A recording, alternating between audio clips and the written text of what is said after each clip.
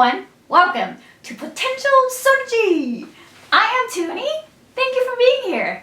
In this video, I am going to review one of my most favorite computerized sewing machines of all time, the Juki HZL-DX7, which will now be referred to as the Juki. So this video is not sponsored by Juki or anybody.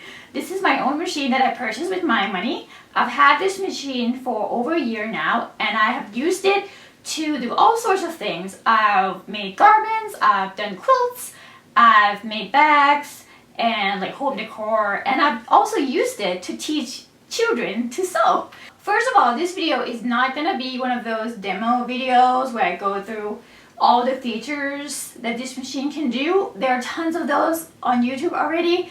If you're watching this video, chances are you've done some research on the machine already, and maybe you've visited the official Juki website. They have the brochure, which has like all the specs of the machine, and you can also download the manual. There are Facebook groups, there are of course YouTube videos, and the instructional videos for this machine are actually available free on YouTube, and I will link to them below in the description box in case you want to just check them out and see how to use the machine. For me, I wanted to make this video to share with you what I love about this machine from the way that I've used it.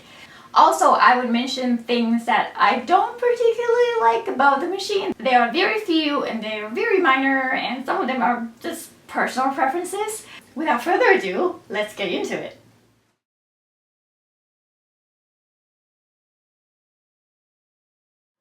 The first feature that I love about this machine that none of my other machines can do, let's start with the foot pedal or foot control here. So what's special about this foot control is that when you push it forward with your foot, of course, when you push it forward, it functions like a normal foot pedal, right?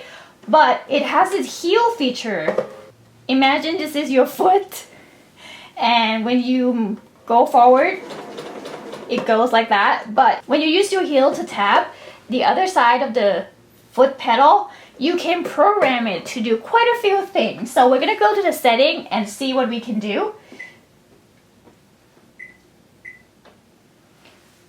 So we are over here in the setting. Let's see what we can do. You can program it to do reverse stitching. You can tie a knot. You can make the needle go up and down. You can, I'm not sure what that one does actually. You can sew slowly? Maybe. Gotta read the manual.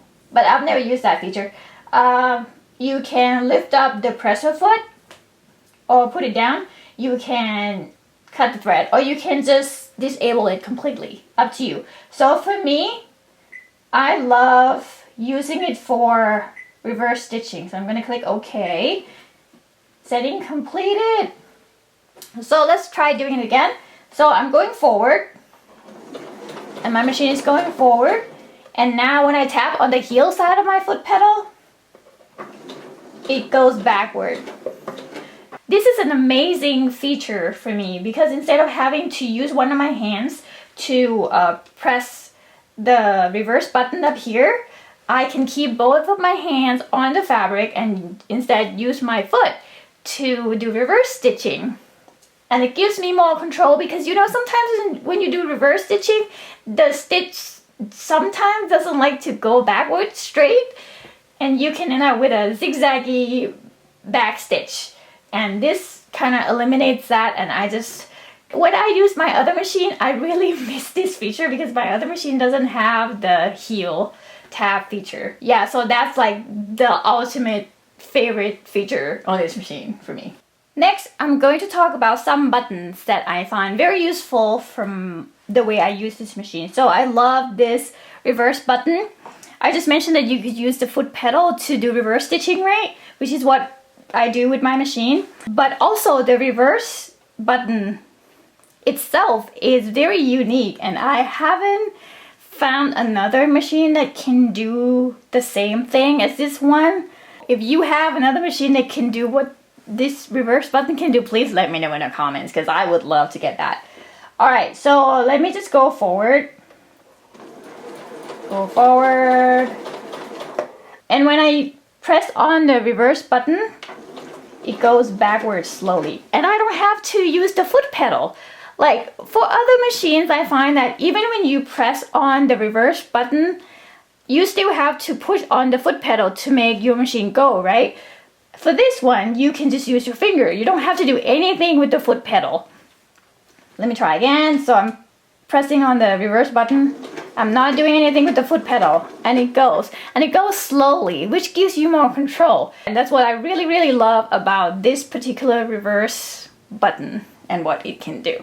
Another one of my favorite buttons on the Juki is this one. This is the needle up down button, and it just works like on other machines. If you push it, it's gonna make the needle go down. If the needle is already down, push it again, the needle comes up. But what's special about this one is that, let's say, okay, needle down, I want to start sewing, but I want to sew slowly. Maybe I'm coming towards a pivot point and I don't want to go over, or I want to be precise with my stitches. Instead of using the foot pedal, I just use this button and just hold it. And now it's sewing slowly for me. Isn't that awesome? The next feature that I love about the Juki is how easy it is to sew buttonholes and how beautiful they turn out. And I found this out the hard way. When I tried to sew buttonholes on my other machine, it was a disaster. And it just reminded me how much I love buttonhole sewing on the Juki. Okay, so let me show you how it works. So it comes with this extra piece that you can take out. I think it's for like fine fabrics or something, and I never use it. So I don't need this one. I'm gonna put it aside for now. We're gonna change the foot, and you can just snap it on, which is so cool. Snap it on. Oh, actually I need to put the button on first. So you move this thing, and I got my little button over here. Press it down. And you just snap it on. And you're gonna connect this to the side. So just click on 0. And now it's gonna sew your buttonhole for you. So I have my scrap cotton canvas. It's not interfaced with anything. And let's see how well it does. Alright, needle down. Let's see, I'm gonna go a little bit faster over here. And I disconnected my foot pedal because it's kind of annoying to use the foot pedal without my foot on it. So we're just gonna use the start stop button for this one. Okay, let's go.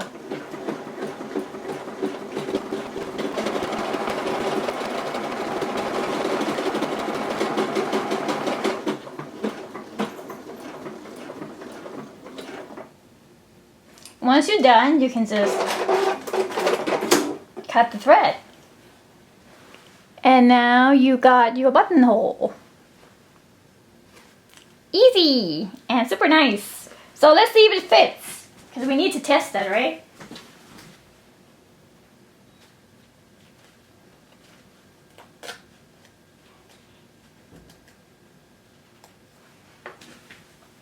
Where's my button? Oh, shut. Alright. I got my buttonhole here, and I'm gonna push my button through, see if that fits. And there it is. So that's another feature that I love about the Juki. Let's talk about the pivot feature on the Juki for a minute. So right now my presser foot is just pushing on the fabric. It's not floating or anything, because I set it that way because I use this machine to teach kids, and I just don't want, I want kids to learn on this machine as if they were sewing on any sewing machine, you know. So I didn't want all the bells and whistles to kind of distort the experience, so that when they use a more basic machine, they would be like, hey, why is the foot not coming up automatically when I stop sewing? Alright, I'm going to show you how to access that feature. So we're going to go to settings, where your tools icon is, right here at the bottom right. And we're going to go to the second page where this icon is. Click OK. On or off. So I turn it back on. So on already. Okay. So you can even see right now the presser foot is not pressing on the fabric. But once I start sewing, it's gonna come down and it's gonna sew. So let's say I go to the end and I need to pivot. I stop. Did you see that? The pressure foot just lifted up automatically. So I didn't have to go back and lift it up, and I can just pivot. And I can just leave it like that and then start sewing. And it's gonna come back down.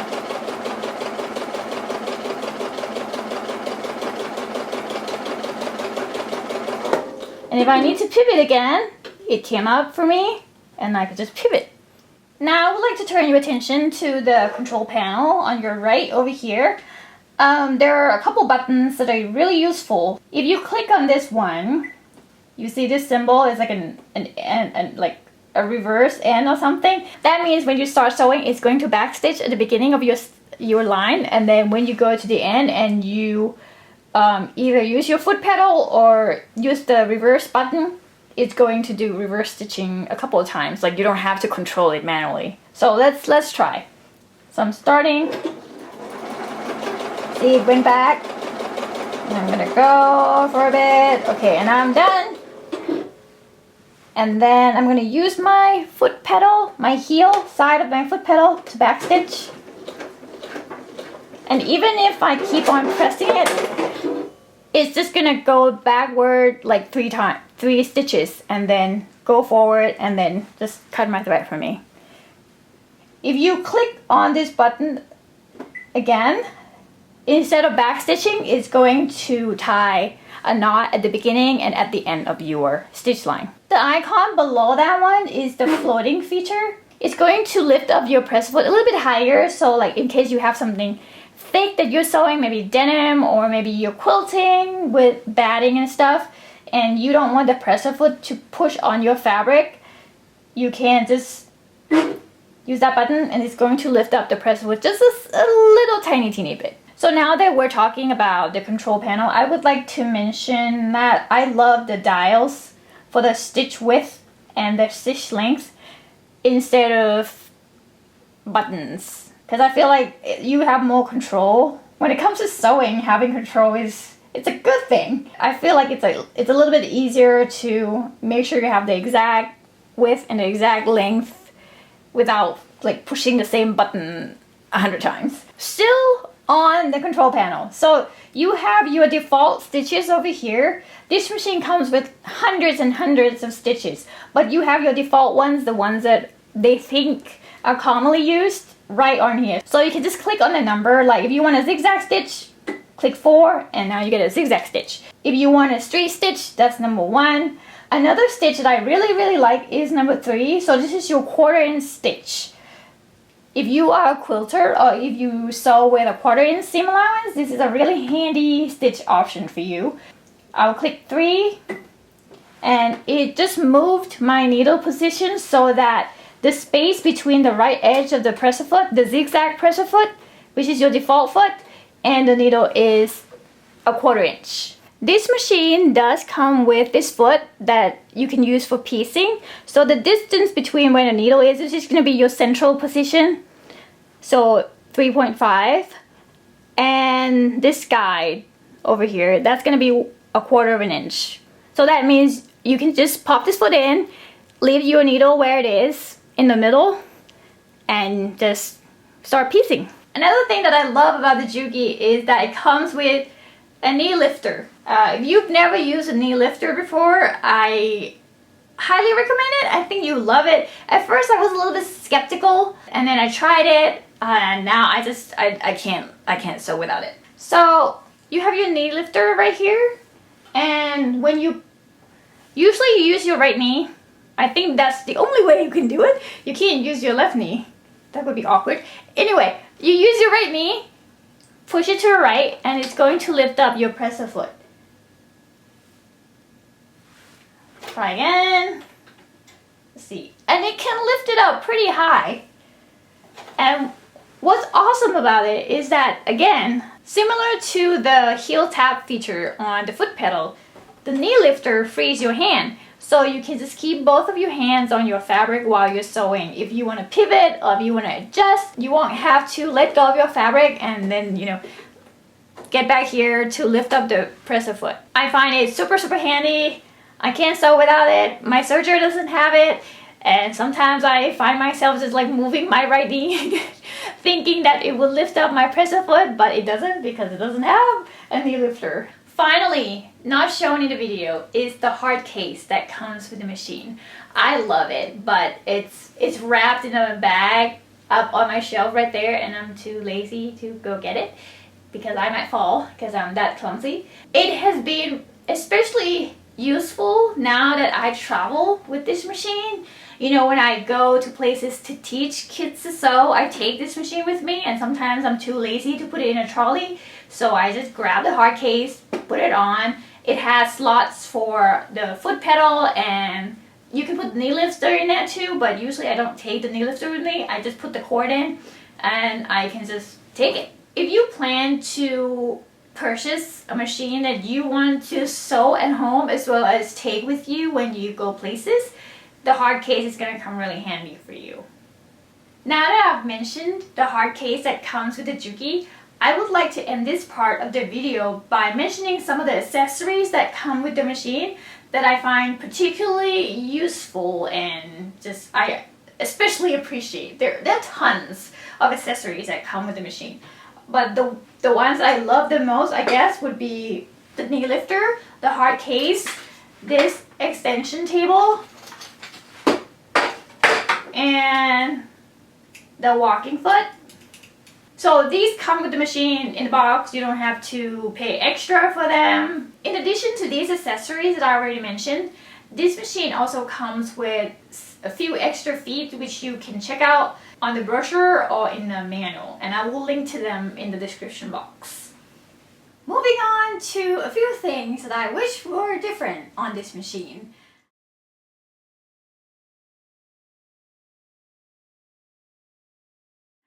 Number one is going to sound ridiculous to some of you, and it might be just my personal preference, but it has to do with this little thing. You can't even see it from there, right? Let me go a little bit closer. This is, I think it's the bobbin cover, the plastic bobbin cover. If you look on the markings, there's 7 and 10, and those are in millimeters. So if you're in the United States or countries where patterns use inches, you might imagine that it could be an issue. It's a very small issue, but it bugs me. It bugged me enough that I emailed Juki America to see if they could give me a replacement. Because I looked into this and I found that the NX7, which is another Juki machine, is slightly more expensive. Well, it's actually like twice the price of this machine. But it has a similar needle plate and a similar bobbin cover, and I thought it might fit. So I emailed Juki America and I asked them, hey, can you get me a bobbin cover for that one? Because I want markings in inches. And they actually said yes, but I would need to contact my local dealer so that they could purchase the bobbin cover from Juki, because Juki was not going to sell it to me directly. And so I did that. I contacted my local dealer. They said that they're not interchangeable, so I couldn't use that bobbin cover for this Juki. So that was the end of that conundrum. And I've stuck with this bobbin cover ever since. It's really no big deal. And even with my other machines with markings in inches, I still use masking tape as a guide because sometimes it's hard to see. Yeah, so that's what I end up doing most of the time. It annoys me from time to time, but it's really no big deal. But it annoys me. Number 2, also super small. This knee lifter is not adjustable. And if you've never used a knee lifter before, you're probably wondering, does it need to be adjustable? Let me give you a comparison. Okay, this one is from the Juki. This one is from my Janome machine. As you can see, I'm going to put the Juki one down. This is from the Janome machine. The Janome one has this screw that you can loosen so that you can move the knee lifter a little bit. So like it depends on how you sit in front of your sewing machine. You might sit a little bit to the left, a little bit to the right. It's not a big deal, but having it adjustable comes in handy sometimes. The last thing that I want to point out about this machine, and I think most machines, is that the machine doesn't know which presser foot you're using. There are certain presser feet, like this piecing foot. This one, it has a hole in the middle, right? So let's say you were sewing on your zigzag foot and your needle ended up, maybe you were sewing a zigzag stitch and your needle ended up on the far right side, and then you want to change your foot to this one, to piecing. You forget to change the stitch or you forget to change the position of the needle. The machine doesn't know that now you're not using a foot that has a big hole anymore. That now you're using this foot with this little hole in the middle. So when you go ahead and start sewing, the needle is going to come down and hit your presser foot.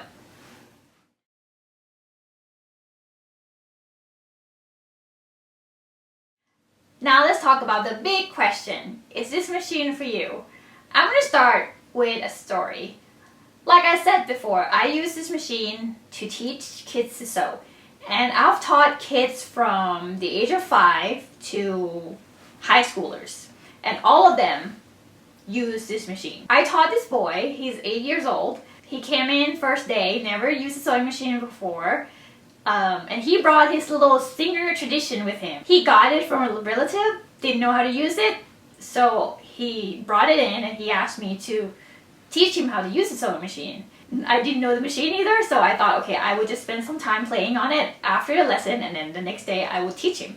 So the first day we ended up using my Juki.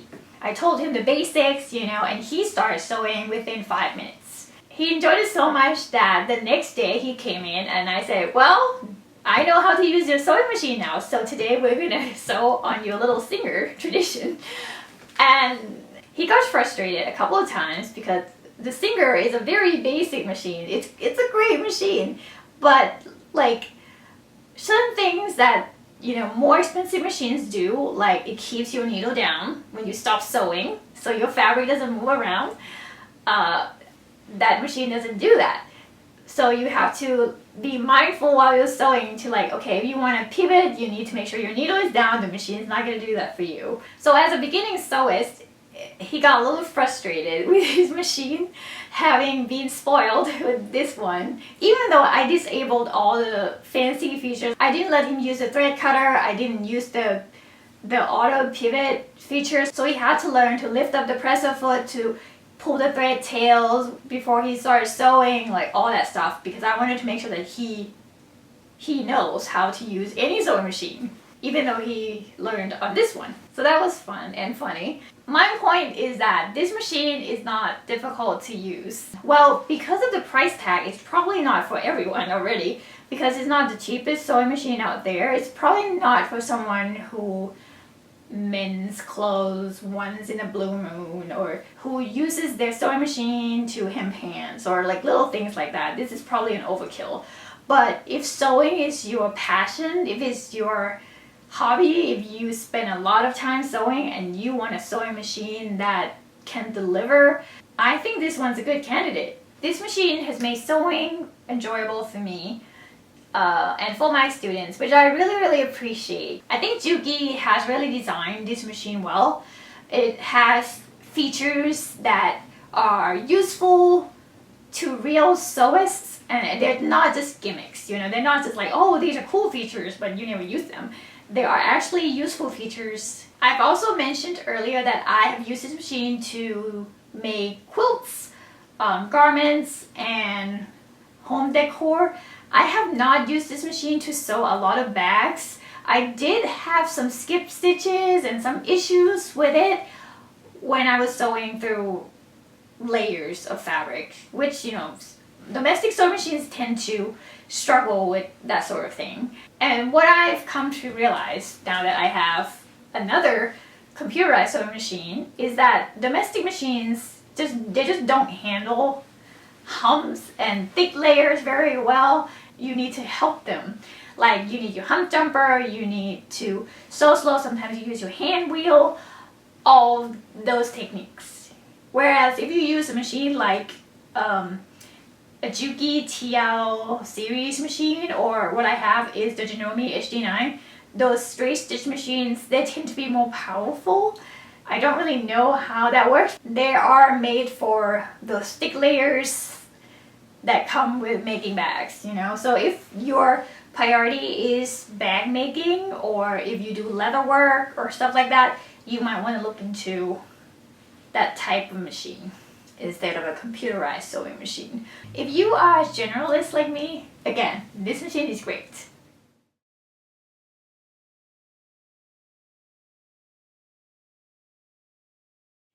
Final thoughts. So after all that I've said, what do you think? Do you think the Juki HZL-DX7 is for you? Are you considering other models? If you are looking for a machine similar to this one, but your budget might be a little bit lower, I would recommend contacting Juki Junkies or Gigi's Fabric Shop. Same owner, just different names. I highly recommend them. I'm not affiliated with them. I don't get compensation from them, but I feel like they're very knowledgeable and they sell Juki machines.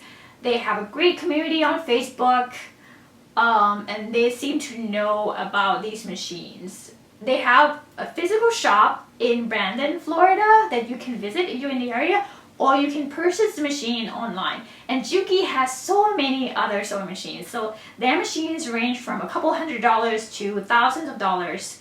So there's a great chance that there's a Juki sewing machine for you. And I highly recommend this brand because I feel like their machines are reasonably priced for what they can do and the quality of the machines, and they come with really good support. Like they come with instructional videos. Their videos are also available online. The manuals are easy to navigate as well. I bought 2 Juki machines. I gave one away a few months earlier, so this is the only one I have now. A few models that are similar to this machine but cheaper would be the DX5, so Juki HZL-DX5, and then you have the F series. The F300 is the cheapest one. And then you have the F400 and then F600. Go check them out. I hope you find the perfect sewing machine to accompany your sewing journey for years and years and years. Thank you so much for watching. See you in the next video. Bye!